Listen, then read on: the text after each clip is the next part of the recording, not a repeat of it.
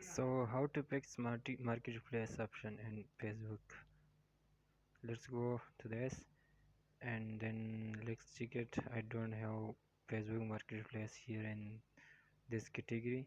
So now I wanna go to fix this problem. So simple, we will go to report of problem in this option, this one. Click here, then click on continue to report problem. Click on it and just wait a while.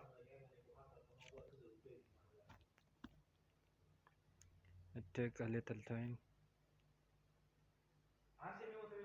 So then click on include in report, then go down. What is your problem? So there's a lot of things, so you need to go down, and my problem is marketplace, so click on it.